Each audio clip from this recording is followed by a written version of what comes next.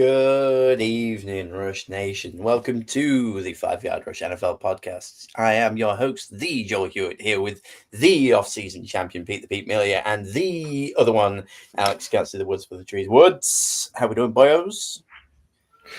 Great, thank you very much. How are you? Yeah, pretty good. Pretty good. Had a decent weekend of it. Got to watch Red Zone live with people for the first time this year. So I basically did a live podcast without recording it. It feels weird, and some of it I was like testing the jokes and the material out live before I bring it to the show, and just making sure that all my hot takes landed with real people. But having other people doing the oohs and ahs when they see something cool is quite nice, and they don't get to do it often enough. So shout out to Chris and May. Very nice. What about you, Alex? You were stuck in a hotel room or something, weren't you? No, that wasn't this week. Is that? Oh no, that's for the Thanksgiving, the Black Friday game, which I'm sure we'll get around to at some point. Yes, we never ever get a game on a Friday.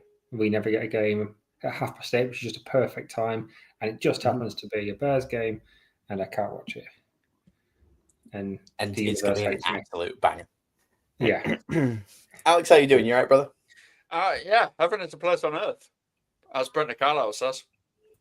Ooh, baby, you know what that's worth. Good effort, guys. Let's do it. Let's knock out some news. Zazu. Yes, sir. News from the underground. Zazu, sir. News from the underground. It's week. What we're now? Week 13. News is newsing. There's not massive things. It's mostly minor news, except for Chip Kelly gets fired after losing to the Browns. Oh, the humiliation. I've put in brackets. And somebody's put highest paid coordinator. I don't know who that was. That was Alex. Yeah. There we go. Is he really? Or was he really?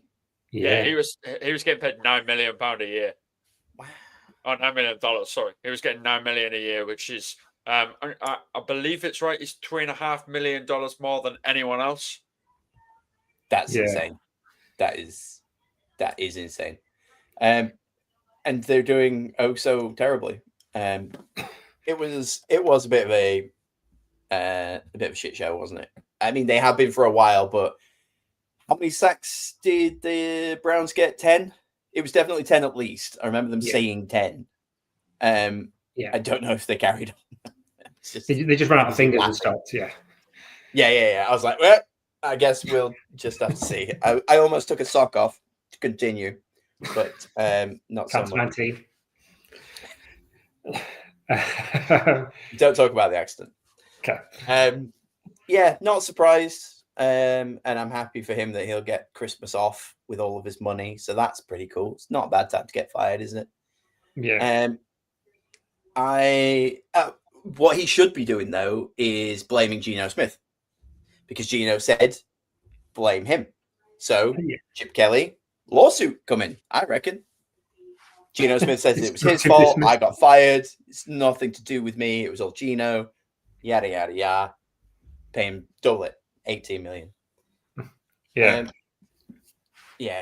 It was. I quite like the Raiders as well. I like watching them from time to time. Genty still looks good, but Geno wasn't the move, was it? No, none of it was the move. You had a team that needed a rebuild, so you brought in a head coach that's 150. Chip Kelly's not worked out. The other coordinator, it's the second coordinator in 2 weeks that they're fired. They're just, it needs a rebuild, and bringing in old retreads, I just don't get it. None of it's really ever made sense to me. They were never going to, never thought they were going to do anything. Didn't think they were going to be this bad, but I didn't think they were ever going to be competing. I thought they needed to just rip it down and go again, and they haven't done. It's a bit unusual to me. Well, we talked about it as well. Obviously, Shedeur. I've said it. There we go. What are we in? 5 minutes. Damn. He was tweeting after every loss last year, hoping that he would get picked up by the Raiders. And then I saw the list of however many picks it was that they could have had him and they didn't. I don't know if you retweeted that or not, but it was like he definitely wanted that win. Whether or not he did anything for that win, I guess we'll get to it. In fact, Alex and I both noticed that Shedeur Sanders didn't appear on neither Bangers nor Trash. So I think we'll just knock it out there. He has been named starter, even though Dylan Gabriel has cleared concussion protocol. Clearly, it was that or a riot. I've been arguing with arguing with people online for the past 2 days now, where they're all like, "Yeah, but he got 200 yards." I'm like, one of them was a 1 yard pass that ran for 70. Don't give me this. He threw for 200 yards. He had one where he dropped it in the bucket, and I saw some pundits saying, "Oh, not many people could make that throw." About 30 people in the league, I reckon, could make that throw. It just happened to be Shedeur Sanders. And I didn't want to hate the guy. I wanted to come in fresh. But Alex is waving his pen. Go. On that 60-odd yarder, it was 4 yards behind the line of scrimmage as well. Incredible. Let's not even think he threw it forward. He didn't. He threw it backwards. The running back did everything. We're like, oh yeah, it's Shedeur's first TD in the NFL. Get in. Come on. Let's rejoice. No, that isn't Shedeur's touchdown. It's got nothing to do with him. It's got absolutely nothing. And we all sound like either filthy hypocrites or whatever for really hating on Shedeur's post-game presser where it's like, yeah, I'm the one that we've been waiting for. I'm the one. When the Browns draft 3 of these guys a year that are like, yeah, I'm going to be the one that's trying to touch the Browns. R.I.P. Johnny Manziel. Yeah. The last one that they drafted was Baker Mayfield, and we love Baker. We do love Baker. He's awesome.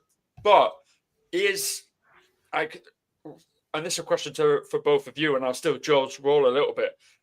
Is the difference between Baker and Shedeur that Baker, A, was number 1 pick, B, came in and went, I've got a lot to learn and I am going to learn this and I am going to be the difference maker, whereas Shedeur's come in and gone, yeah, I'm just awesome. I am. This is the way. Yeah, I think when Baker came in, he got a lot of hype, didn't he? Because he broke their record for the number of rookie touchdowns, and he started to believe his own hype, and then it started to go sideways. Shedeur just listened to his dad, it seems. But to be fair to him, the first Browns rookie QB to win on their debut in 30 years. And you think of how many rookie QBs the Browns go through. They go through them like pants. So it's been a bit, it's been a bit of a time coming. So I can understand being a bit hyped afterwards, but he was hyped before it. It will help him long run if he's good, and it will hinder him incredibly if he's bad. So he has to be as good as he thinks he is. Otherwise, he'll kill himself. Which is what happened in the draft, isn't it? Really. Yeah, and for me, the difference between the two. Firstly, hi Luca. Just wanted to chuck that one out there. Thanks for watching along. And to everybody out there, we've got Eminent Summer saying hi. We've got Kenna Lee G5J saying hi. Also asking, did this live just start? And the Real Awakening 2025 saying hello, buddies. Hi everybody. For me, the difference between the two, and I like people with terrible attitudes when playing this sport. I talk often about how much I like Kenny Vaccaro, even though he's an utter. And I'm kind of revisionist history. I really like Baker now, but I recall there was a game where he had 3 different beards. And he he showed up with one beard. He had a shave at halftime to have a different beard, and then before his presser at the end, he had a 3rd beard he'd shaved into a handlebar mustache. And during that game, I sincerely remember thinking, this guy is insufferable, because he was also losing, not doing very well. He was not great at the podium, but I've learned to kind of like love the guy despite the kind of the ups and downs. The difference again is, like Pete said, he didn't, or like Alex said, he didn't come in saying, I am the best, I am legendary. He just came in to like do his job, which is completely fine. And Shadow's there going, this is me after 1 week of practice. Imagine what I could do with more. Like, mate, you've not had 1 week of practice. You've had months of practice, and you weren't deemed good enough to start. You squeaked out a win against arguably the worst team. I would love to find out if the Raiders and Titans played each other right now, who would win. I think the Titans would get the win there. So I don't trust any of it, and I don't like it. It feels really false hype, and I think a big part of me just not liking Sanders is I don't particularly like Dion, and I would rather they keep cutting to Taylor Swift than to Deion Sanders. The second I saw him in that cowboy hat, I was like, oh, this is going to be all day, isn't it? Yeah. Every time a marginally good play happens, Dion Cam. And it was, and he was just there like yucking it up, and it just absolutely like destroyed me. So look, the second I don't even need Sanders to play good. I need him to shut up.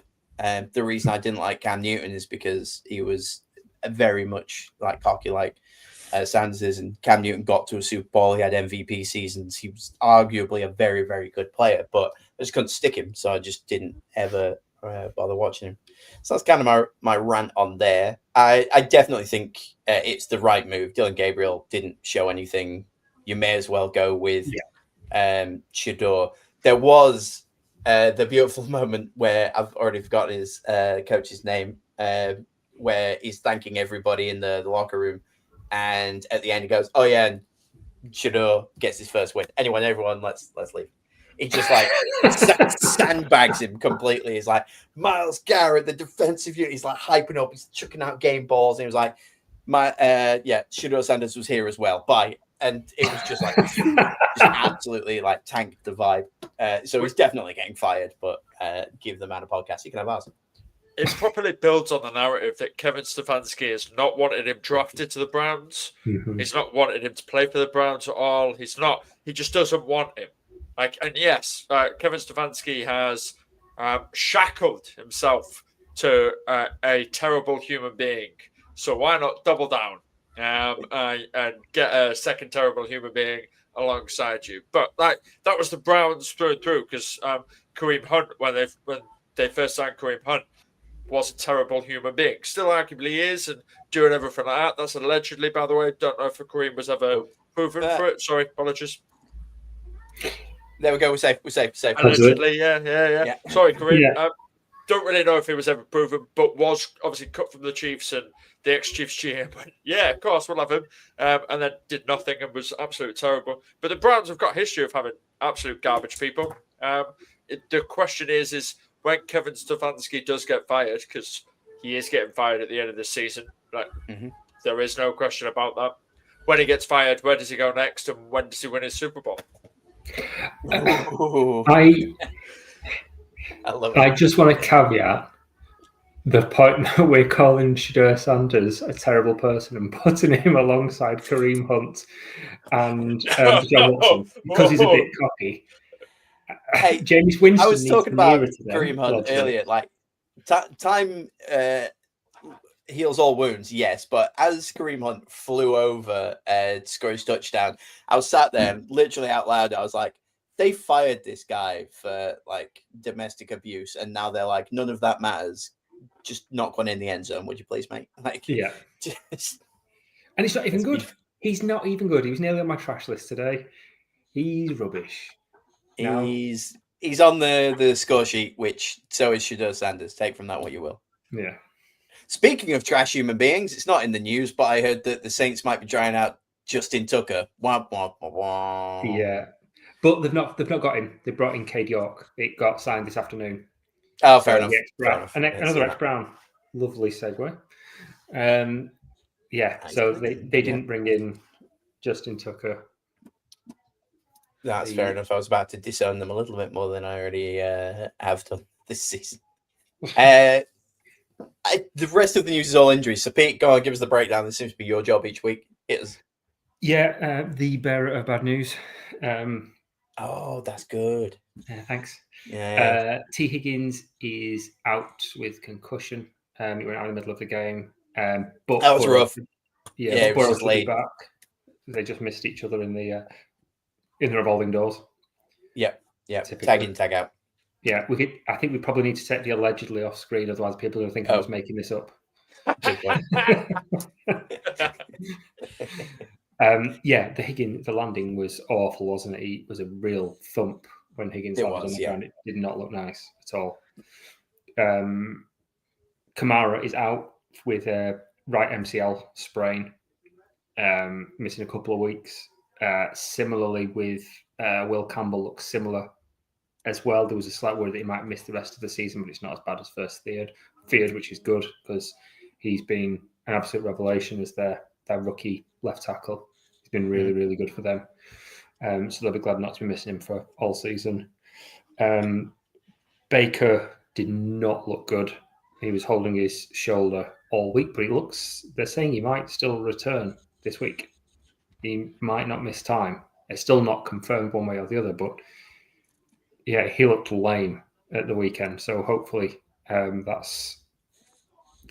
can heal quickly for him. And JJ McCarthy is struggling with a concussion, which, to be honest, if you watched him play, you probably could have guessed. Yeah. Bless him. Are there any others that you've got, Alex? Because they're the ones that I picked up on, not as dire as usual. Yeah, obviously with Burrow back, it's not really a major issue for the Bengals, but Joe Flacco obviously dislocated one of his fingers on his right hand, which is his throwing hand. Did anybody see your man on the side put it back in though? He was walking off and it was probably like pointing up in one way, and Flacco, cool as hell, just walked like this. Dude walks up and just went, "I got you." Just popped it back in, off he goes. It was horrible. I loved it. Oh, that's manky. No, I'm glad I didn't see that. There were a couple of guys that went off, had treatment and returned, but it is still one to watch out because, especially with a couple of these guys, they are going to either be high in your fantasy team or they are going to really be a massive impact for their teams. Rashid Rice, he had a hamstring niggle but came back. Puka Nacua also with that left knee that's been kind of troubling him on and off all season. He also came back in the game. Obviously, we've already said Kamara. Ashton Gentry, he had a left ankle, but that doesn't really matter because they've not used him at all this season. DK Metcalf, there was worries that he might have a high ankle sprain, but it's okay because the Steelers' offense sucks. Jacoby Brissett, he has a similar issue that Baker does with his left shoulder instead of his right shoulder, but again, they're kind of hopeful with that one. And then Michael Mayer, which is the Raiders' backup tight end behind their legendary one, who has had a total of 20 catches this season. He will miss time with an ankle injury, but it's okay because, again, they don't use him.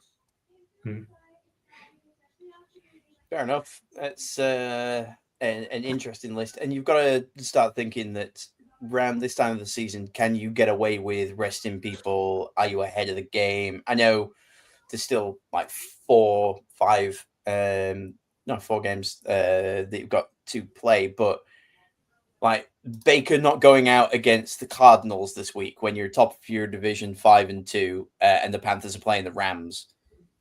Yeah, you could potentially say, hey, you know what? Let's just not. Or a very dumbed down playbook.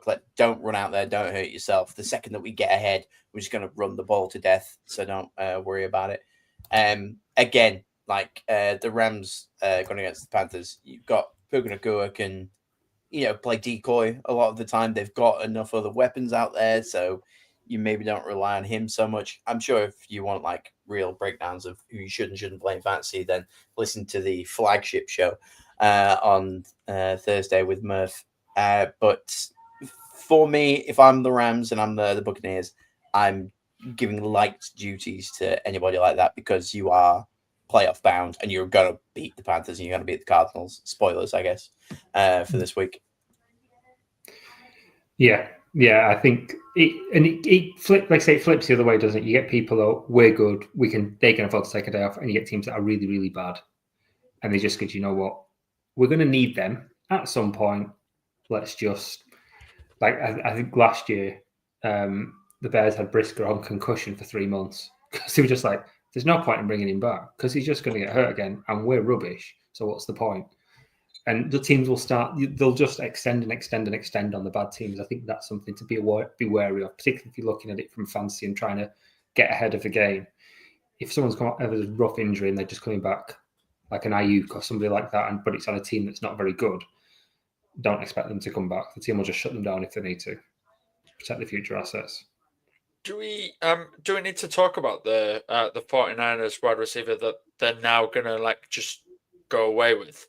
Did we put that in the news? No, we didn't. Is that Ayuk? Yeah.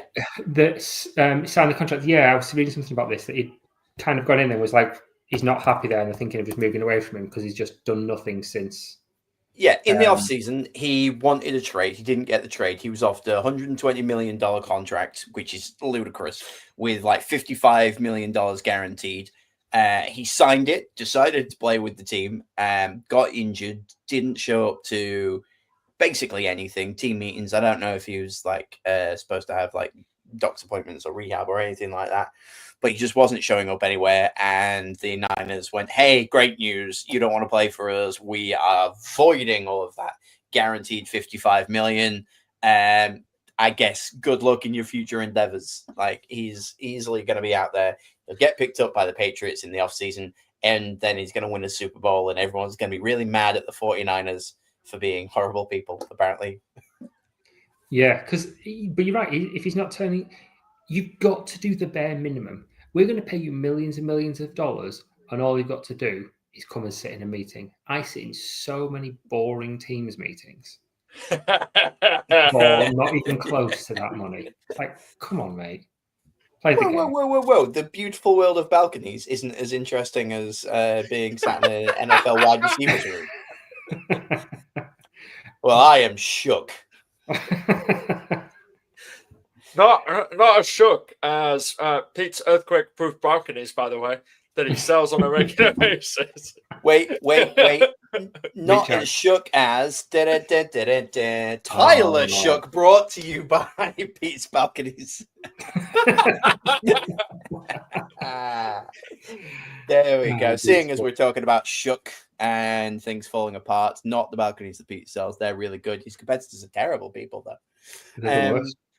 They are the worst. The kick puppies. I watch Tyler Shook. God bless him. Every now and again, I'm like, oh, he looks like Drew Brees, and I'm like, oh, he looks like Drew Brees on a really bad day. It's kind of unfortunate watching him, but God bless him for sticking with the ethical tank movement. And Kamara clearly thinking, oh, I might be doing too well here. Let's take some time off. Oh, my MCL might be hurt. Because like a toddler, he pointed at one leg and then, it's jumped to here. I saw it. Don't think I didn't. So they put a plaster on the boo-boo, and now he's going to take some time off. Doing the it right. I've just realized how much I look like Silent Bob in this hat. You really do. It literally just hit me now. So that's fun. Please tell me you have a trench coat. I do. It's not to hand. That saddens me. I'll sit for after the credits. I'll run out and run back. We'll see how we go. That works brilliantly. Because, Pete can be Jay if you want. Clearly. Yeah. Awesome stuff. Right, on to the non-copyright stricken bangers and trash. I can't use that drop because YouTube didn't like me for it, so I'm going to use one of those that I don't get to use very often. Half time.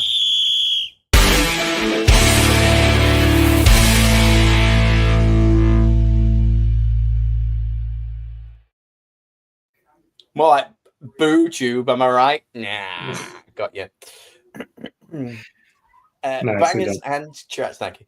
Bags and trash this week. This is always my favorite time because I like to know what the hell you two want to rant about, what you like, what you didn't like. I'm gonna start us off as always, and I'm gonna just get it out there so we don't have to talk about it for the next like 30 minutes or so. Jameis Winston was a banger. Last week I said that I find him insufferable, and I still do. Off the field, Jameis Winston, I've had enough of him. I'm this close to just like blocking any mention of him on social media. However, that touchdown was awesome, wasn't it? Just I mean, the two he threw, one that was incredible, and the one that he caught and just like okey-cokied himself like off, like shake it all about and like made it into the end zone. Did 3 different celebrations. Did like a finger roll. Did another little dance. Did a third thing. Like really took his moment there. Yeah, it was delightful. I think I said, oh yeah, I have it. Might bring around world peace. I think that touchdown and the amount that people love him, I think Jameis Winston could, for a brief moment in time, align the entire world in just, like when everyone was playing Pokemon Go in like 2016 and everyone was going for walks, and people were polite to each other. I think Jameis Winston could do that if he could get a little less preachy, a little less cringy. He could bring it about. But yeah, he was an absolute banger. But I'm ready for Dart to come back now. Come on. Yeah. Back on, like, yeah. You've had your fun. Now let's get back to it. Your Intercontinental contender, Scatboo's still out. But Dart, you need to get some more reps. Alex. He has the best stat line versus the Detroit Lions defense this season in terms of yards and touchdowns. Jesus. That, by the way, this list includes Lamar Jackson, Patrick Mahomes, Jake Browning, Caleb Williams, Marcus Mariota, Baker Mayfield, Jordan Love, Joe Flacco, Jalen Hurts, and JJ McCarthy. So, and the GOAT is in there as well. Yeah. Caleb. So, like, what more do you want?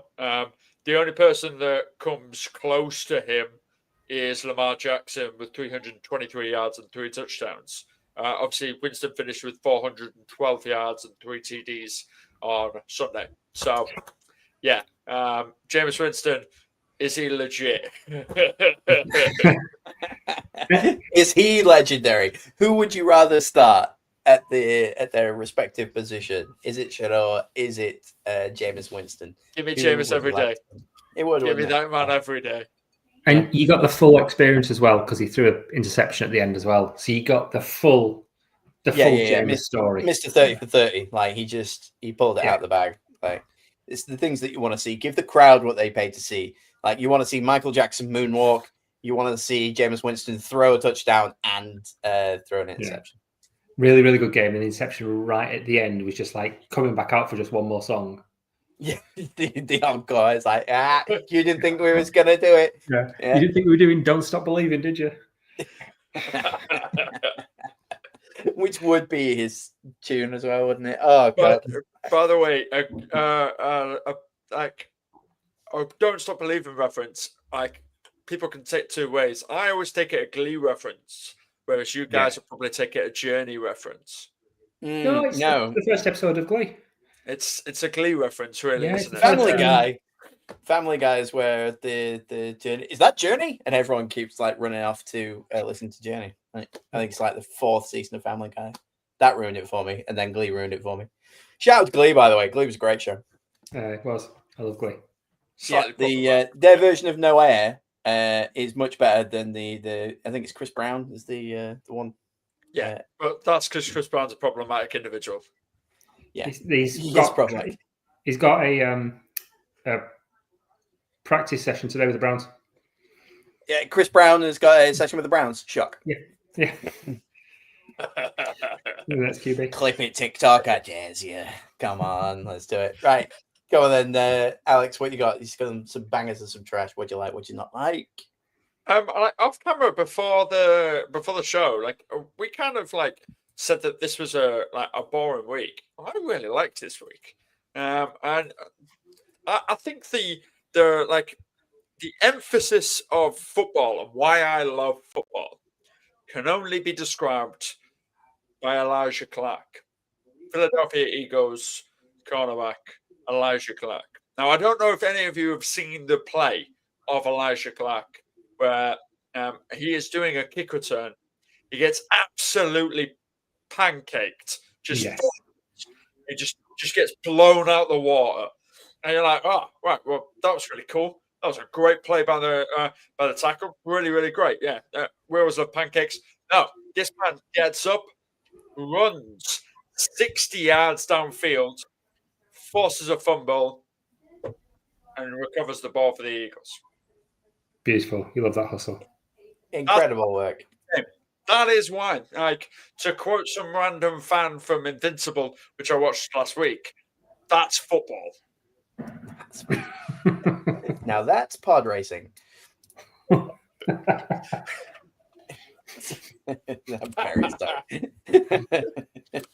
there was something similar, and I can't remember who the player is, but I laughed so hard. Number 33 on the Cowboys. Put in a shift. Thank you. Put a block in for one of the touchdowns, and it was just against a massive dude. But as he hits him, he does stop the dude from like carrying on. The Cowboys get the touchdown. But as soon as he runs into him, you just see him go down onto all fours, just going.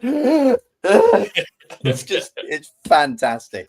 Like I had to watch the whole every touchdown montage again to find it from Red Zone, because it was just a beautiful, beautiful moment for me. I'll find it. I'll send it around to people. But good Lord, like what a time. Pete, what do you like? What do you not like? Do you know who we haven't piled on enough today? Ooh. We haven't piled on Geno Smith enough. Oh, nice. And like some of these things we've said, but it can't be stressed how bad he was. 10 sacks. He had more sacks than a Santa convention. And it wasn't even just that, because obviously that's not on him. The line isn't great. The O-line in Vegas is bad, and I think anybody looked bad behind there. But he couldn't hit a cow's ass with a banjo. His accuracy was all over. You watched it and thought Trey Tucker is elite. He genuinely got barely any. If his stat line won't look very good, but the amount of times that Tucker broke free, he got away from his man, he was in space, and then Geno just sailed it and completely missed him. It must have been so frustrating. And you just thought, if he had a good quarterback, an accurate quarterback, Tucker could have been in the bangers this week. He could have had an absolute monster week. But Smith was everywhere. And then he made it worse. The fans were booing him and giving him grief. And I think some fans were like throwing cups and stuff at the field because he was terrible. This happened to Derek Carr a few years ago. So what Derek Carr did when they threw all that stuff at him was he went out, he apologised to the crowd, and he shook hands with a load of fans around the side before he left. Geno Smith walked off, flipped him the bird. Nice. I'm like, nice. Come on, dude. Classy. That's not cool. Remember, though, it is all Geno's fault. Yeah. Blame Geno. Blame Geno. It's just easy. Definitely blaming Geno. They need to bring back. I mean, he may look like capital punishment. Pre-pubescent teen, but Aidan O'Connell's back off IR now, isn't he? Yeah. And at this point, I'd rather have Aidan O'Connell in there than Geno, because you're not getting anything with either. But at least Geno might be able to retire healthy, because he's getting on a bit. He's playing terrible, and the opposition might just kill him behind that line. Yeah, and it's one of those when there's nothing left to play for. Like, what are you doing? Like, just ethically tank a little bit. Let's just go get your QB. Like, I know they're not the best in the world, like in this draft class, but now's the time to kind of make a move. There's going to be somebody who they'll hype up to death. There'll be another Cam Ward out there. Yeah, his name's Mendoza. Yeah, good name. Good name on a jersey. That's the dude that they're hyping up this season, and he's been very good. There's 2 or 3, isn't there? There's Drew Alar that's probably will come for somebody that's a bit later on as well, and there's another whose name escapes me at the minute. But yeah, Mendoza's the guy. Whether he Fair is enough. actually a guy is questionable. And I imagine we will spend majority of the off-season questioning this. Yes.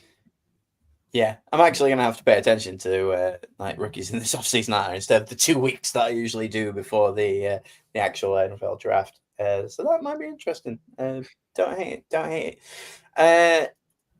All I've got is bangers, and I've only got a couple. So James Winston's up there, God bless him. The other banger, direct snaps. What a week for the direct snap. The direct snap really came out. If you had money on over X amount of direct snaps this week, you are walking away with a pretty penny, let me tell you. We may as well bring up Shedeur Sanders and the Cleveland Browns, who 2 touchdowns from Judkins directly snapped to. Shedeur was not on the field for either of them, not even as a token gesture. I enjoyed that quite a lot. That really screamed, I don't like you. You're not my quarterback. We're going to snap it to another guy who, pretty legit, like Judkins getting through the line both of them times. But it was a bit of a slap in the face to Shedeur. And then there was another one that I can't remember somewhere else. I don't recall. I think it might have been the Cowboys. Either way, there was a good few this week, and I enjoyed direct snap. It feels incredibly obvious. As the defensive line, you've got to be going, oh, the QB's not there. Clearly, they're snapping directly to. Oh, was it Derrick Henry? And yeah, clearly it's going to that person, stat the box, stop it from coming through. No, absolutely not. They just let Judkins walk through twice. It was nice. It feels like a real disrespect move, doesn't it? This is the most obvious play. You know what we're going to do? We're telegraphing it, and you can't do now, mate. Yeah. It's it's me, just sauntering through the. And they just let it happen. They're like, you know what? Got to respect the game. Go for it. Have a good time. Pete, what did you enjoy this week? Were you? I know you already gave some terrible. Let's bring it up. Is it that time of the week? Let's do it. Let's do it. I've got to talk Dennis Allen, Chicago Bears defensive coordinator. Here it is. So I talked to you about this before the week, and the Bears could not have been more beat up. Yes, there was a game time decision, obviously, that Rodgers was going to miss the game, and it was Mason Rudolph. But Mason Rudolph is 7-3-1 career record. His career record is really good. He's not a bad quarterback at all. And I just want to talk about the injuries that the Bears had on defense.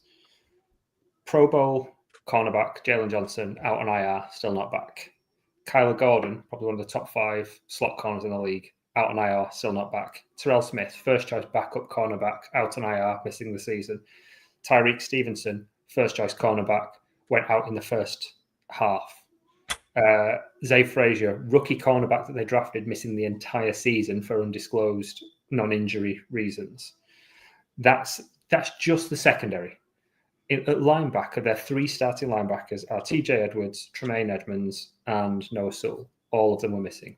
First choice to come in is Ruben Hippolyte, their rookie 4th rounder, who was drafted as a project. He's very much a special teams player, but he came in, went out in the first half after getting absolutely trucked by Darnell Washington, and it looked. If you get to see the clip, it's hilarious. I mean, Darnell Washington is an enormous human being. Ruben Hippolyte's 5'10" and built like a corner. It was like being tackled by your dad. And it looked afterwards like he'd been tackled by his dad. It was monstrous. It's really funny to see, which is a horrible thing to say about a player getting injured, but that size comparison. They also had Dominic Robinson miss the game. First choice defensive end, Dayo Odeyingbo, out on IR. Shamar Turner, the rookie defensive end, second rounder, who they brought in to be kind of first choice defensive end, out. All of those players gone for the second act, most of them for the second half, most of them for the entire game. And in the second half, they gave up 7 points. And not only did they give up 7 points, they turned the ball over twice. So they got Deshaun Wright got another interception, so he's now tied with Kevin Byard. So they're both now interception leader for the league, both in the Bears secondary. You had a forced fumble as well to turn the ball over. And then at the end of the game that sealed it, Jaquan Brisker batted down Mason Rudolph's pass when they were trying to get into field goal range. They were really close to field goal range as well. Batted down the pass. And if he hadn't have batted it down, if you actually look at the play in the back, if he hadn't have batted it, that was going straight to Deshaun Wright for another pick six.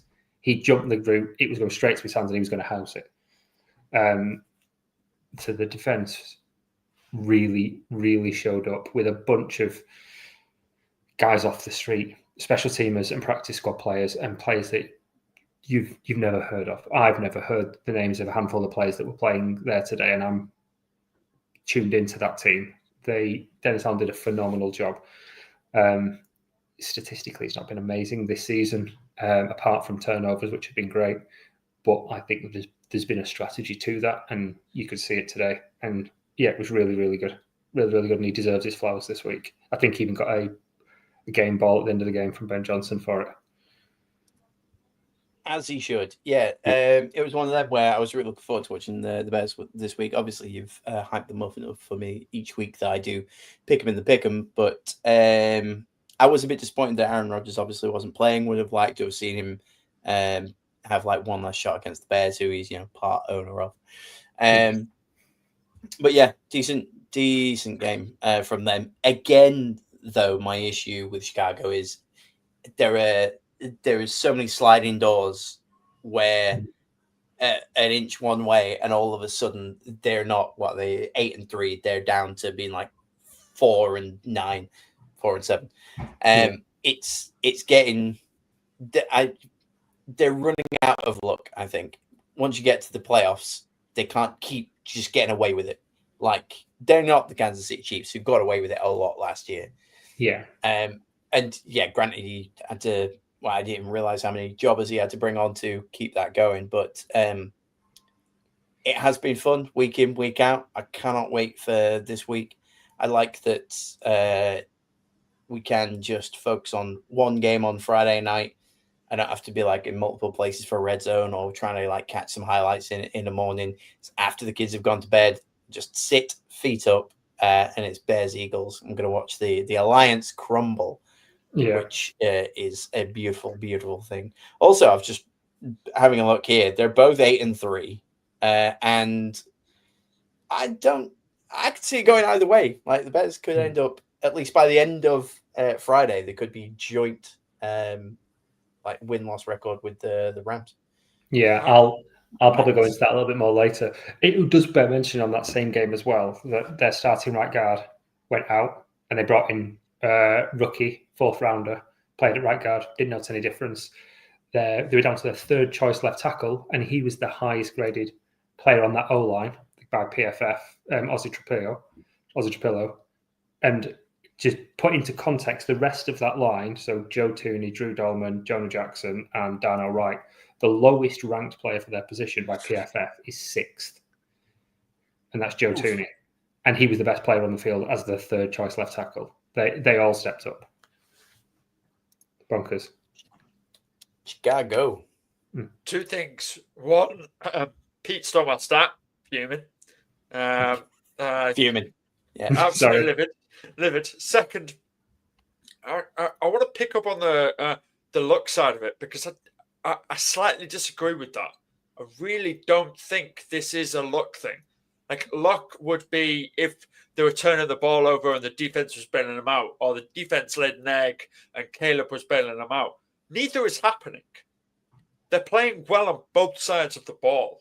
If that happens, you are going to win games. And like, that's how I see it. He's not had an interception in 6-7 games. He's done 23 touchdowns, 0 picks, something like that. He's playing clean ball. And if you're playing clean ball on offense, you're winning games, because you're not having to spring that defense that is massively injured to really bail you out in major situations. They just do what they want to do, and make sure that it happens. And Deshaun Wright has been a massive revelation in that cornerback room. really, really, really massive in that situation. And I think personally, it's a credit to coaching. Yeah, he was a practice squad player last year for the Vikings. That's crazy, isn't it? Yeah. It has to be said, because I think there's a lot of discourse about this. A lot of Bears fans said, "Oh, he should be starting over Tyreek Stevenson." He shouldn't. He's a fantastic at turning the ball over. His coverage is awful, so he either wins or gets toasted. I've said it before. He's Trayvon Diggs Mark II. He is a turnover merchant, and that's what he relies on. But he's getting the turnovers, and it's working.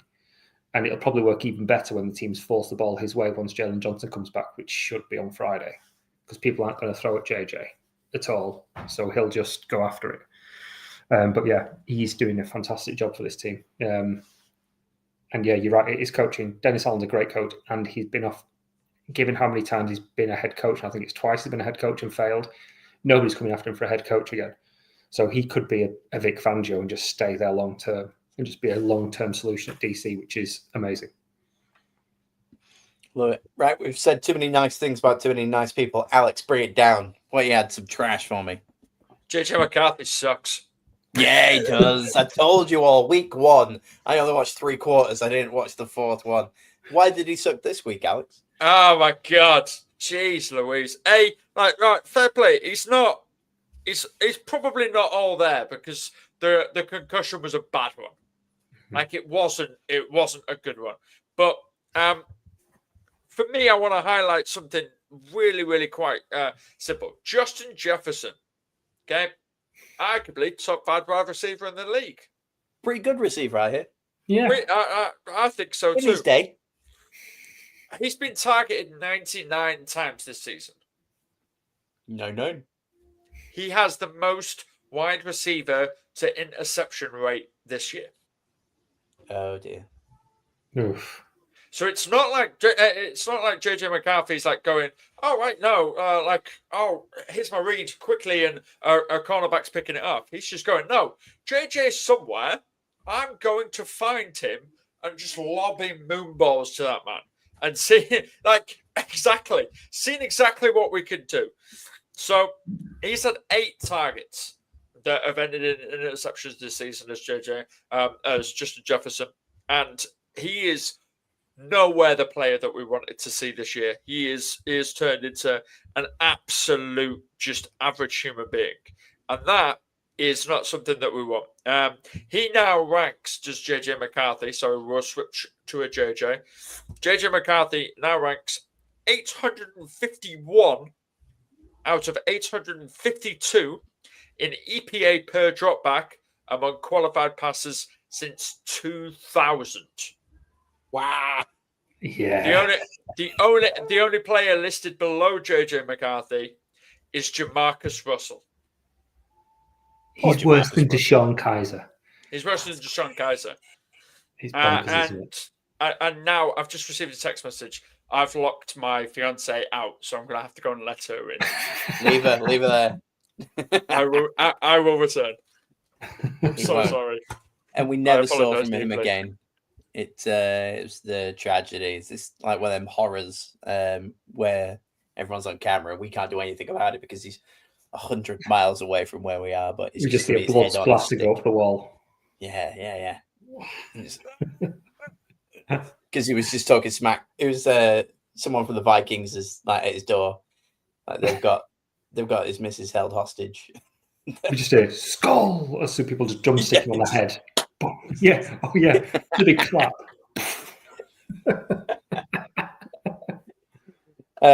There he is.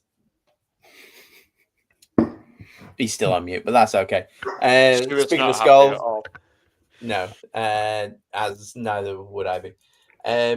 Speaking of Skull, just while talking about that, it was the defensive players getting into the end zone without. It was Green Bay, wasn't it? All lined up in front of the home fans, giving it the old Skull. I enjoyed that. That was pretty decent. Big fan of that. Yeah, so that was one bad JJ. Are you saying there's another bad JJ, Alex? Or is Yeah, it just Justin Jefferson's having none of it? It's both of them. Both of them are terrible. Like what we're doing here. Like Justin Jefferson is held hostage by his quarterback situation, yes. but also he's not been able to stay fit. He's not been able to get on the field and make it there. And also, where's his leadership? He's meant to be the best player on this team. He's meant to go, yeah, no, we suck. Right, okay, let's go back next year. JJ will bring us back. It'll be great. Yeah, it'll be this. I've heard absolutely zero from him unless it's in a negative light preseason. It's really difficult, isn't it? Because, I mean, JJ's not exactly had a stellar cast of quarterbacks in the past. Kirk Cousins, fine.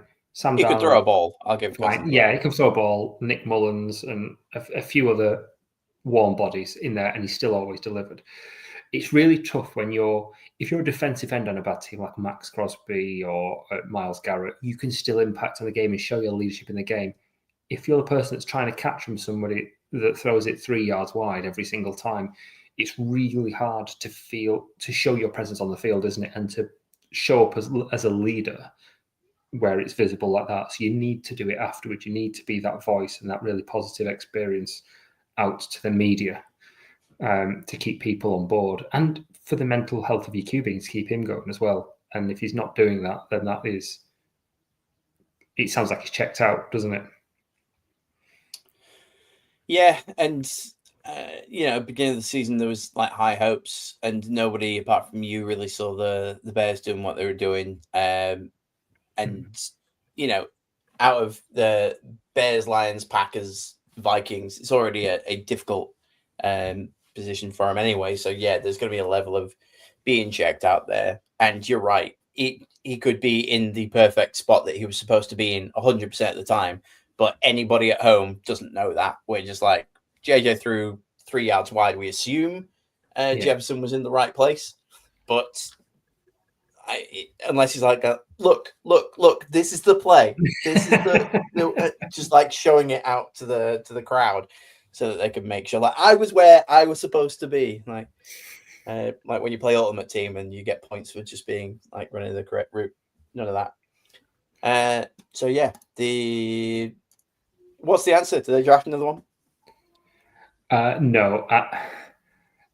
No. I mean, it'd be interesting to see if this concussion, if Thingy comes in, what's his face? The backup. Max Brosnan. Max Brosnan, yeah, that's it. If he comes in and does something, that will make something very, very interesting. I don't see them giving up on JJ after a season. I think they need to give him more than a season. Because right now, I don't think he looks as bad as he suggested early doors. I thought there's moments here you can see it. And he shows up well in tense moments at the end, but he looks broken this weekend. He needs a break. He needs a bit like Bryce Young when he got sat and just was right, go and sort it out of the limelight and then come back in. When you're away from the spotlight, we're not winning anything now. Let's do that. I feel like that's what he needs. I don't see them doing it because it's always a really bad PR move. Yeah, but we'll see. Yeah, I don't know what they could like seriously do there. And like we said, it's not the greatest QB class and everything. So do you stick with him? I did say a couple of weeks ago when I forgot his name, Boromir, was brought in when Wentz got absolutely horrendously injured, that they were keeping Wentz out there because they didn't want to show how good this other kid was and like ruin JJ. So it could very well be that when McCarthy has to sit, or if they do sit him, that this other kid comes in and does what happened to, was it Trey Lance at the Niners? Yes. Yeah. So we could have that kind of situation, which is very possible. You know, they like a story to tell in the NFL with the script writers. So I guess we'll see. Pete, you got anything that you want to talk about? Yeah. Shall we go with let's keep on this theme of trash QB play, because there's an awful lot of it this week. Monday Night Football. Ugh.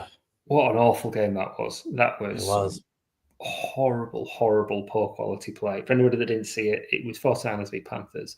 Brock Purdy threw 3 interceptions. There was a fumble as well at the Panthers. It seemed easier to scoop than to miss, but they somehow didn't manage to get the fumble recovery on there. So the Niners got out of that.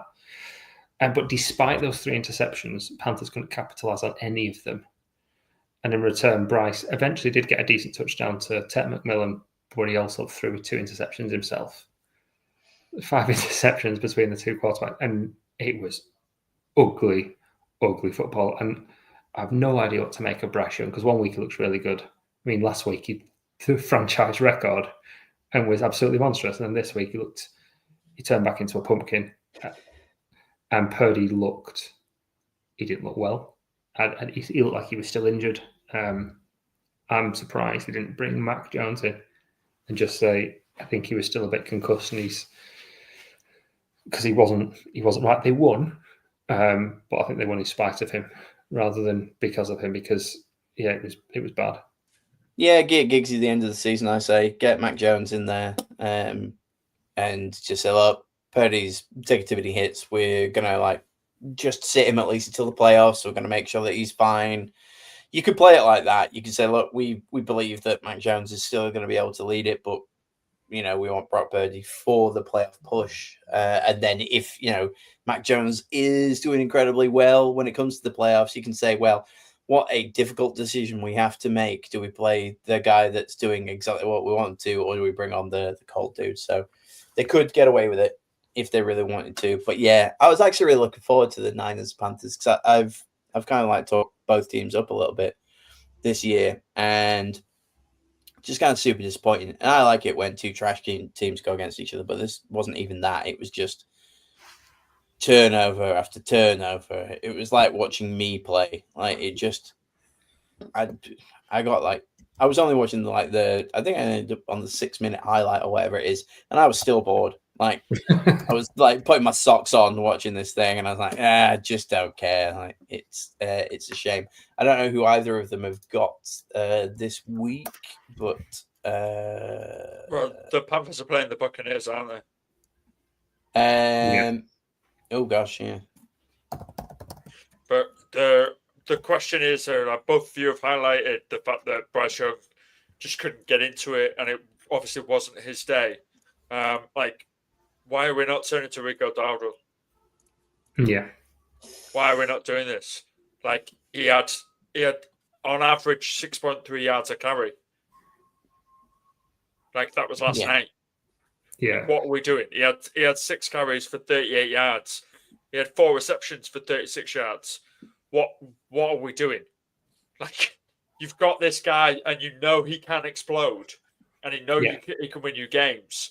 Why are we not changing it? It's not Bryce's day. Okay, cool, great. That's mint. That's fine. That is allowed. That's smart coaching. To go. Our game plan isn't there. Let's rip it up. Let's completely change it. Even at halftime, they didn't do it. Even at halftime, they carried on this whole Bryce train because they want to build it up from last week where he broke the franchise record, like Pete said. And that's the disparaging thing for me, is that if you don't have other weapons, yes, use Bryce, use him, because one might turn into a bit of magic that will win us this game. But they do. They have other weapons. So why are you not using them? And the thing is, the weapon worked because it was just constantly outside zone down the right-hand side. Just keep running to the right outside zone, and it worked every time.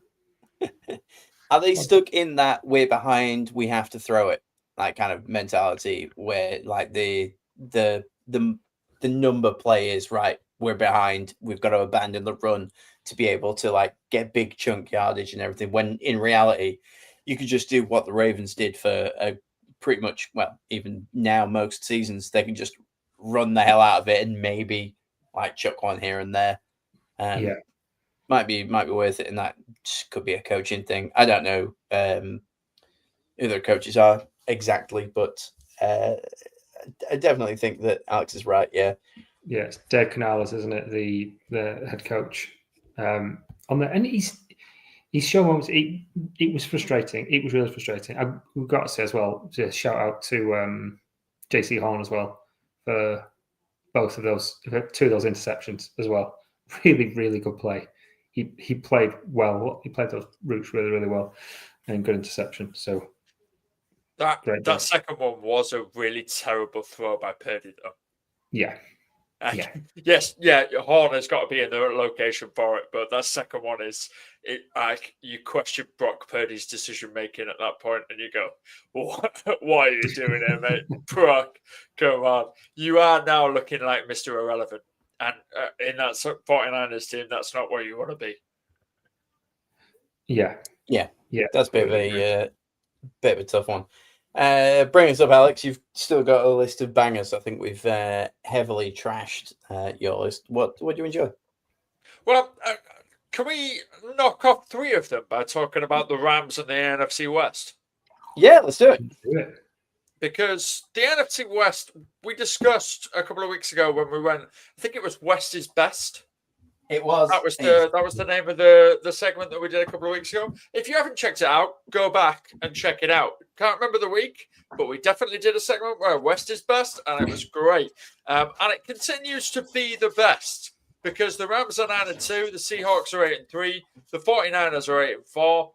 The West is best, bro. Like, this is absolutely phenomenal. The Rams are on a 6-win game streak. The Seahawks just won this week, and the 49ers have won back-to-back.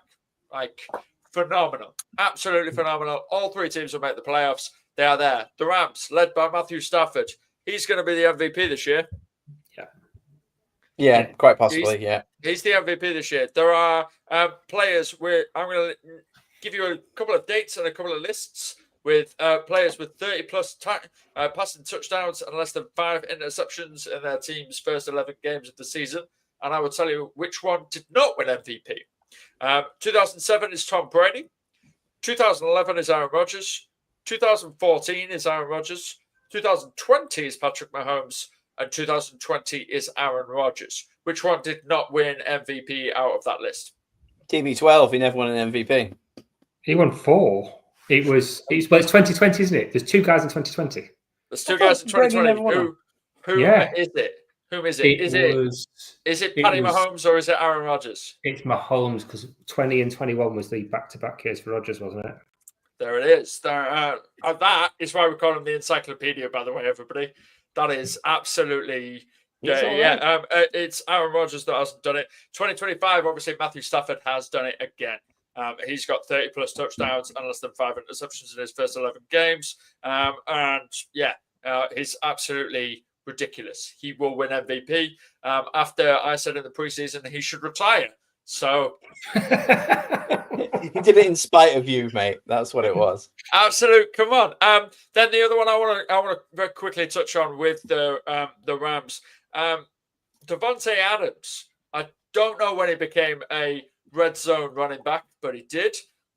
His last 8 touchdowns, 1 yard, 1 yard, 2 yards, 4 yards, pushing the boat out, 3 yards, 1 yard, 1 yard, and 2 yards. Oof. Gosh. Don't have to run, but he can still bloody catch. His route running and his movement is still so good. So it's just, I need to get separation quickly. If it's too long, they'll catch me because I'm getting on a bit now. But if I do it really quickly in the short run and Stafford's got a quick release, I'll be fine. But yeah, what a tag team they are. It's like Puka gets it the rest of the game. Puka gets you down there, and then he's the red zone just to nerf you fantasy points for Puka owners. It's fantastic. And is it 2 interceptions for Stafford all season? Yeah. It's wild. And they haven't happened in 9 weeks. So it was like week 1, week 2, he had 1 each, I think. Yeah. It's mad. They're winning it all. I can't see anybody beating them at all, either side of the divide. Yeah, they're on a 6-win streak. The next closest are the Bears with 4 in the NFC. Obviously, Eagles just lost. They're down to the L. On the other side, Patriots and Broncos have got like 9 and 8. And, then it's drops off a cliff a little bit there as well. Like, got that Rams team, man. Like, it just... Can we start putting them on prime time so that I can watch them again? That would be super cool. I think they've got another late one. Oh, no, we're out. They've got a 6 o'clock against the Panthers, which I'll quite enjoy, but I'm sure we'll talk a little bit more about that in a little bit. Pete, you got anything else on your bangers and trash? Yes. Well, there's a trash for me and Alex to share, but before we get to that lovely moment, I've got to talk about Jameer Gibbs. Yeah, you do. Thank you. Man, been waiting. he's so much fun to watch. So good. He's so good. He was that entire offense. For stats, 15 carries for 219 yards, 11 receptions on 12 targets for only 45 yards. But he got 3 touchdowns. So 264 all-purpose yards and 3 touchdowns. And the amount of just housing it really lived up to the Sonic nickname of just put the afterburners on, no one's catching me. He's a complete game breaker, and he's so much fun to watch. He's one of the best players in the league. 260-yard plus rushing touchdowns, didn't he? I don't know exactly what the numbers were, but I was like absolutely laughing because I've got him in our Dynasty League, and he basically just like won me the week. That's perfectly fine. I think he ended up scoring like 50 points on most fantasy teams. Just ridiculous. God bless him. Have I missed something? Where's Knuckles? Where's like Montgomery? What's going on here? Well, he generally comes in on some of the short yardage stuff, like punching it through. There was no short yardage stuff because Jameer Gibbs just kept running for 70 yards. But I feel like I haven't seen him in weeks. Yeah. We keep talking. Jameer Gibbs and somebody else who might be on Alex's bangers list keep coming up week on week on the bangers list in the Bangers Hall of Fame, which I'm sure we probably should do a B&T Hall of Fame at some point, or annual awards. And yeah, I was like, oh, is Montgomery injured? Is that why like Jameer Gibbs is just everywhere? Nope, apparently not. They did say at the beginning of the year, though, didn't they? The OC came out and said we're going to feature Gibbs more in the passing game, and they were going to lean more towards him because Montgomery's obviously on his back end of his third contract now. Second or third, I can't remember. He's been around the block. Yeah, I think he was drafted like 2019, 20. So yeah, he's been going a while. So I think as he's starting to tail down, they're just saying, right, let's just keep giving it to Gibbs and just lean on him. And his stat lines are obviously reflecting that as well. But I love it. I mean, I love Montgomery. I think he's a really, really good player and he's really impactful, but he doesn't have that same excitement as a Gibbs breakaway, does he? It's like early years Kamara. I imagine Jameer Gibbs number 1 in most people's fantasy drafts next year, which means he's going to be a bust, which is unfortunate. But God bless him for doing it for me this year. So cheers, Jameer. Yeah, I mean, Jonathan Taylor would fight him for that. I didn't see Jonathan Taylor this week. That's the situation, isn't it? It depends on that. We haven't even talked about the Colts this week, and we don't really need to. We don't need to. Do you want to lead the trash that we both have, Pete, or would you like me to go? Go for it, dude. I stole your thunder on stats earlier on, so I'll jump in off you. Yeah. The Eagles tweeted the 17th of this month, which was obviously last Monday, right? They tweeted a picture of a brick wall with a load of their defensive and offensive players on it. And the caption was, "Who's getting past this?" So the Dallas Cowboys tweeted on late Sunday night a picture of Dak Prescott as the Kool-Aid Man.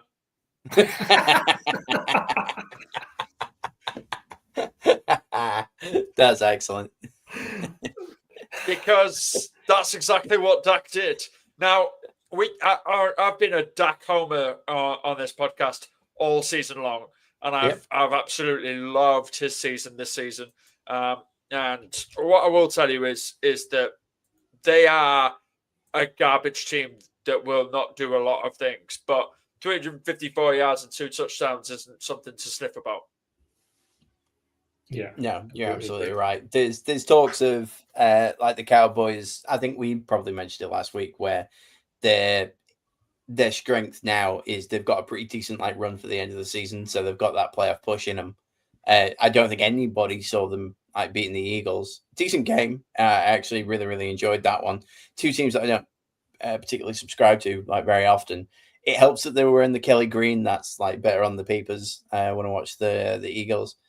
But yeah, you're God, don't. It's like anybody in basketball doing the old choke celebration. It's don't tweet out a picture of a wall. Like, come on, settle down. Social media teams, just up yourselves. Don't say like, oh, who's gonna get through? Well, the next guy apparently. Yeah. By the way, you've got to give the Dallas Cowboys social media admin massive props for that. Yeah, that takes stones. Yeah, that's great. That is, I'm giving that arguably the social media clip of the year or the social media post of the year for NFL teams that I've seen. That is on. I laughed for a solid 5 minutes for that thing. I thought it was awesome. I really did. Especially Seth MacFarlane running the Twitter account. That's what I'm saying. That's what I'm saying. The Family Guy inspiration of the Kool-Aid guy has really lived in my generation. It's really hit home. But yeah, no, Pete's probably going to tell you a load of reasons why the Eagles were really terrible, but they were awful. Yeah, well, so to put it into context, they put 3 touchdowns in the first 20 minutes and then scored no points for the last 40. And there's a few reasons behind this. The main one is Nick Sirianni coach is really conservative. It's the same issue that the Packers have with LaFleur, that it'll win most of the time, but it can trip them up. Now, last year it wasn't such an issue because if you're coaching really conservative, particularly with a lead, you lean on the run. And they leaned on the run a lot last year with Saquon. And they just absolutely ran him into the ground. But it didn't matter because he was so electric. So it hid a lot of that conservatism because he would break off those plays like Gibbs is doing this year. But as you always see, if you see a running back with massive usage one year, it falls off a cliff the next year. Almost always. It's very, very rare that doesn't happen. And that's happened now. So now that efficiency's dropped from Saquon, that conservative play calling is really catching up to them. I mean, they're winning, so it's obviously working. They were winning. Well, they were winning, yes. Yeah. But they're still the 2 seed, aren't they? Because of strength of schedule. But they are, and I think that's what it is. You need to be able to run on the run. You need to be able to lean on the run game if you're going to play like that. And if you can't, you need to just air it out more and just trust your receivers. You've got 2 elite wide receivers. You've got AJ Brown, one of the best in the league, and you've got a Heisman winner in Devontae Smith. Yep. And you've got a really, really good quarterback in Hurts. And I think they're shooting themselves in the foot by playing too scared. They shouldn't have lost this game. They didn't need to lose this game. And I think they always play to the level of their opposition. Chiefs kind of did it the last couple of years where they if their team opposition is really good, they'll raise their game. If their opposition is bad, they'll sink their game and then just coast a little bit and it's catching them out. It's not sustainable. And I think they're going to get caught out before the end of the season, and it's going to cost them the 1 seed and probably a chance to defend the Super Bowl. The big games for George Pickens as well, by the way. Every week. Boy, am I glad that I went everywhere on George Pickens in the preseason. I just kept picking him up because I just legitimately couldn't grab a wide receiver 1 to save my life. So I was like, well, he's going to do something, and he has absolutely saved my season. CeeDee Lamb looked like a toddler out there, complaining all the time. Pickens just having a wonderful game. Appreciate that. Wide receiver 2 on the season in fantasy. Incredible. Wow. We obviously we mentioned it last week that Pickens or CeeDee Lamb, is it 1A, 1B, or is there a new number 1? Is there a new big dog in the house? Is there a new one that's standing over his chest, banging it and just barking into his face? I don't know. That might be a George Pickens thing. I've heard rumors, allegedly heard rumors. Feels like a man. But Damn it, he's got it. Sorry, allegedly in practice when he's won balls over CeeDee Lamb, he will bang his chest and bark in his face. Allegedly, of course. Total games with 130 yards and a touchdown for Dallas Cowboys. CeeDee Lamb's had 6. He's played 93 games for the Cowboys. Josh Pickens has had 4. He's played 11. Gosh. Oh yeah, he Yeah. hit his 1,000, didn't he? He was at 908, I think, going into that game. And what do 120 something? Yeah. Yeah. Incredible stuff. Once again. Love that from him. Just, I guess, to wrap up Bangs and Trash for this week, my sources are telling me that one team has been eliminated from playoff contention. Do we have any guesses who it might be, or do we know? I assume it's the Tennessee Titans. Alex, got any guesses? I was going to say the New York Giants. It's the New York Giants. Yeah. Yeah. Oh, yes, stronger Yeah, results. Yeah. they're the only team that cannot make the playoffs right now. I feel you, New York Giants. My Shaolin team in the Kong are also not making the playoffs this year. It's a shame. Anyway, on to the wrong thing. Didn't click the button.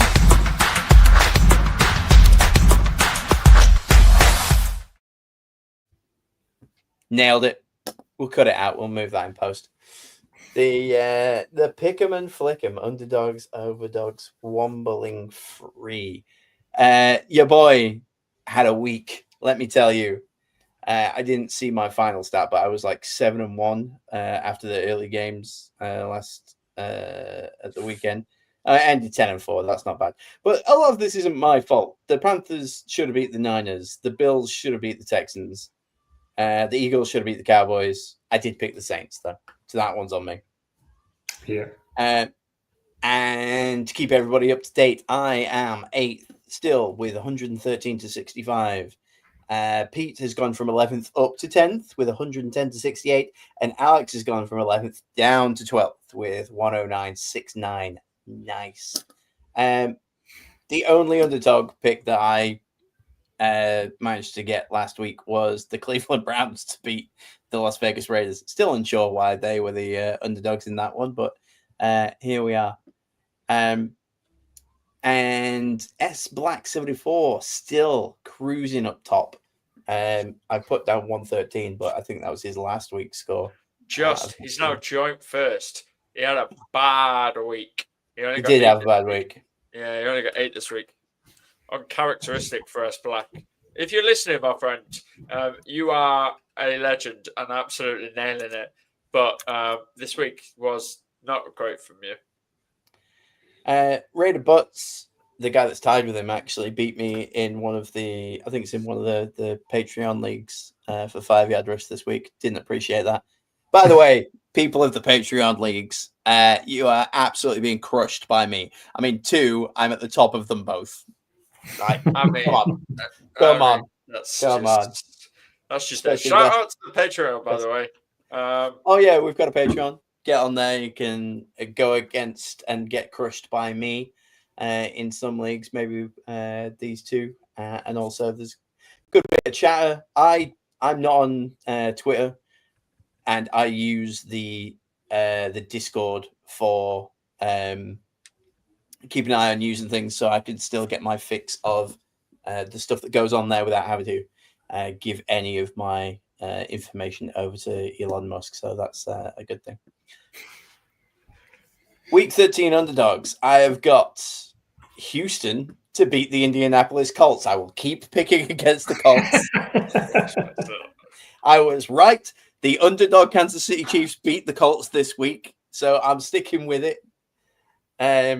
Yeah, Houston to get the upset there. I think that I was right about Danny Mills, by the way, Alex, in your face. You weren't very excited about him. I thought he looked quite good. It was a pretty decent performance. The Colts started to look like the Colts I expected them to be. I thought the Colts were going to be just like a 8-9, 9-8, one way or the other type of team. It's divisional round. Houston has started to really pick things up. There has to be a good team in Dallas in the playoffs. So I think that they're going to do it. Also, I'm taking the underdog Chicago Bears to beat the Philadelphia Eagles for obvious reasons, not just the fact that I've picked them every week. But I'm so bored watching the Eagles every week, and I'm really enjoying watching the Bears every week. That literally is how I enjoy my football. So putting it all behind Chicago to break that alliance. The upset that I think could happen, Cowboys could beat the Chiefs. Cowboys are technically the underdogs. I've picked the Chiefs, but I think that Dallas could end up sneaking one through there.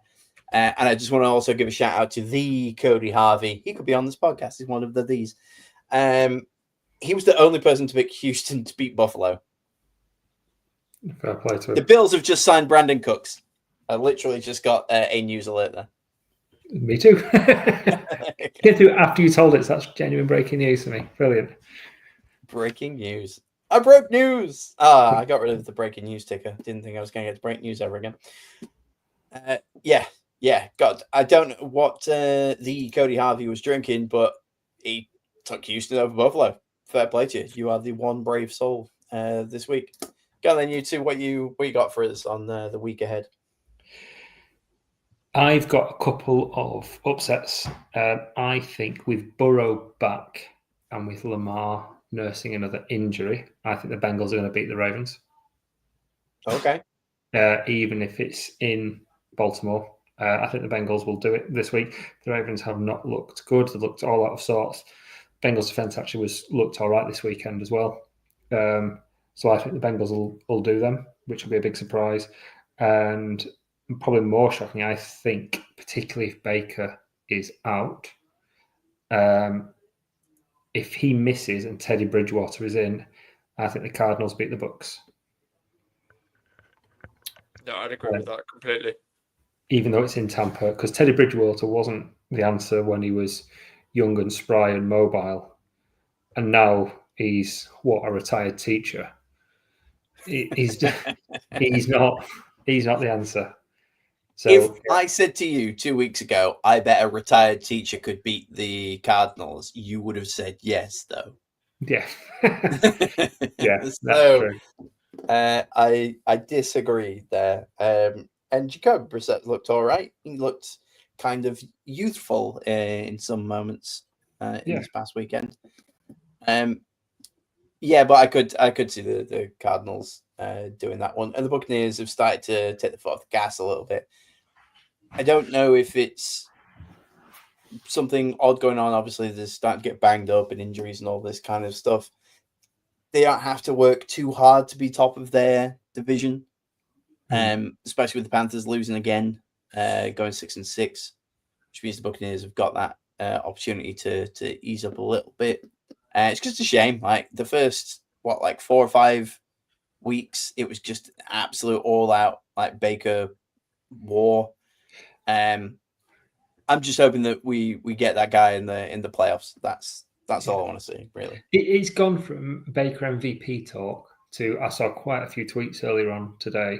I mean, it's the barometer of stupidity as well. But we've gone from Baker MVP in the last month to we should really think about whether we actually extend him when his contract comes up at the end of 2026. He's going to want $55 million a year. He's not worth it. We should look to move on from him. That's how that's pivoted. That's crazy. Yeah.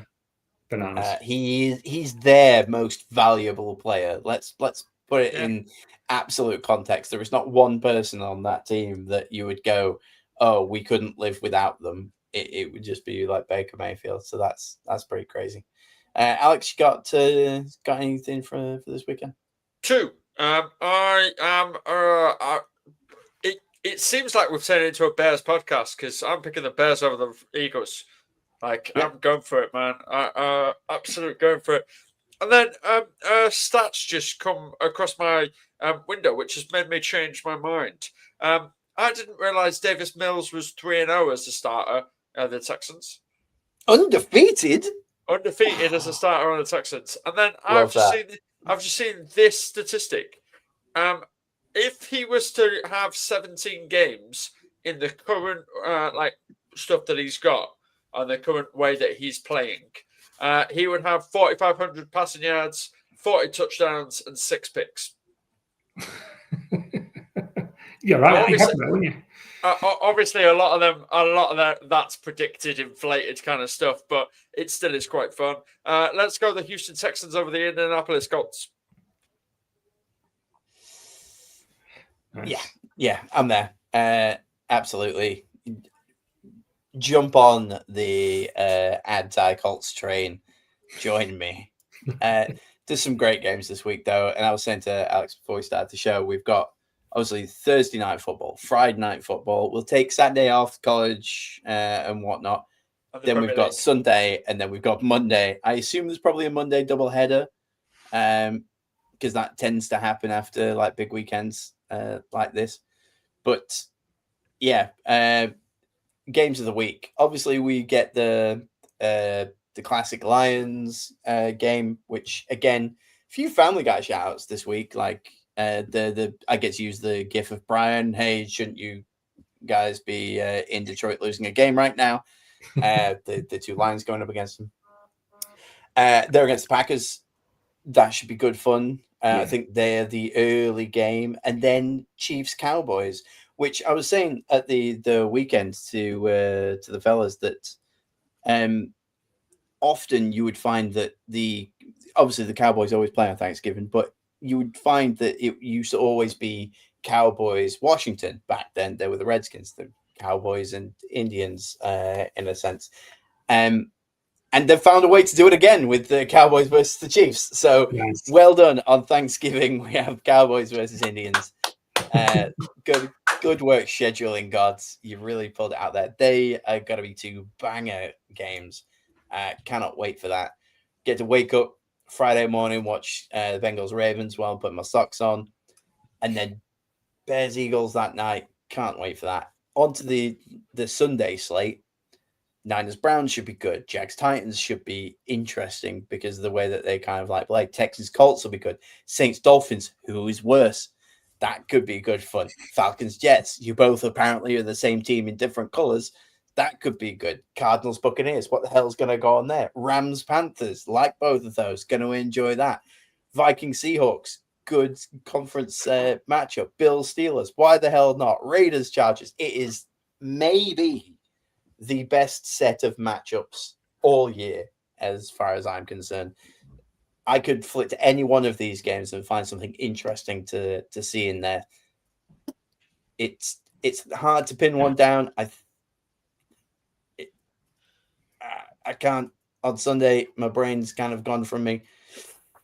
I think it have to be that Rams Panthers. Panthers are going to get smushed, but I enjoy watching them, and the Rams are really good. That and the Vikings Seahawks, because I like watching the Seahawks as well. Yeah. Pete, are you watching anything this weekend? Everything but Friday. I'm most looking forward to Lions Packers. I think that feels like a coin toss. It depends on which team turn up. Obviously, the Packers won on opening week in Green Bay, but now we're in Detroit. I think that's going to be a fascinating game, really, really interesting game, and I think the Lions might try and run the score up if they can. So I'm really looking forward to that. And on Sunday, Vikings Seahawks, and it's a Darnold revenge game. Ooh, I love a revenge game. And look what you got. Look what was behind door number 2. You did that. Yeah, we've got a speedboat, but we could win anything. Could be a speedboat. And that's what they did. And they didn't get a speedboat, did they? No, they did not. They got those little plastic ones that you play with in the bath when you're a kid.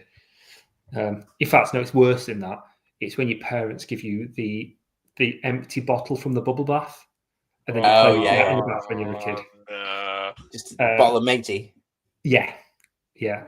I didn't think you'd get a matey reference on a NFL podcast, did you? Good for you and your kids, by the way. We found out from our mate Tom this week. Matey is on the approved list. Oh, good. Yeah. But I think Seattle are going to try and put a cricket score on there. And I think they will, to be honest. So I'm looking forward to seeing that. Alex, what are you looking forward to, mate?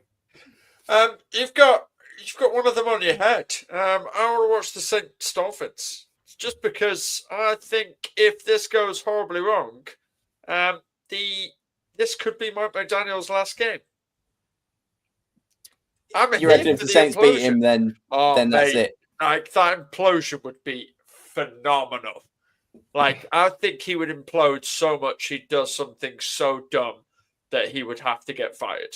Like I think that would be the implosion, just because the Saints are that bad, and I'm really rooting for them this week. The serious pick obviously is it's Chargers Raiders. I hate the Raiders so much. You do. I really do. I hate the And Raiders the Chargers so could much. do with a Like really an could do absolute with smushing. could do with something. And really, I want Justin Herbert 300 yard, 3 touchdown game. I want Lad McConkey 100 yards TD game. I want a Keenan Allen 100 yards TD game. Amari Hampton's going to be back as well. So Is he? Ooh, is Hampton back? Yeah. Is he back? Well, They've just opened his window. It's not confirmed that he's come off IR yet. they have not only opened his window, but he's going to be practicing. He's going to be practicing this week. Oh, good, because my They Dusty opened the team needs window that. and threw him out of it. Yeah, they're going to open. They're going to be opening. Obviously, they've opened his window, which is a weird saying to say, isn't it? Like, Yeah. hello, you can come back. Come on down.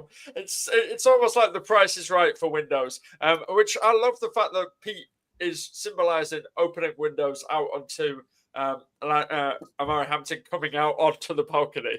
Like Yes. that's the one. It's a French door out onto the balcony. It's a sliding door moment. My brain went to all the pushing all of the doors open, like at the beginning of Beauty and the Beast, and Amari Hampton popping out. Bonjour. There it is. Not only We is take that the Disney reference. that's what I Wow, was we about did to it. say. Yes, 0 we've done hour. it, boys. We've done it. But yeah, no. If Amari Hampton plays, which is looking likely, then hey, fingers crossed, everything will be great. Do you know what's super boring? Monday, Broncos Commanders. I like the Broncos, but that does nothing for me. And then Tuesday, Giants Patriots does nothing for me. So well done, scheduling gods, for getting everything like front loaded Friday through the 9:30 kickoffs on Sunday. So I appreciate that. And if any of you are watching, tweet me. I'll buy you a coffee. Other stuff. All right. Any ending thoughts? No, that's a nice one.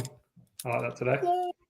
Yeah, well, it's always good fun to just like hang out and talk shop with your mates, in it. So, for me and these two, thanks very much for watching. Peace.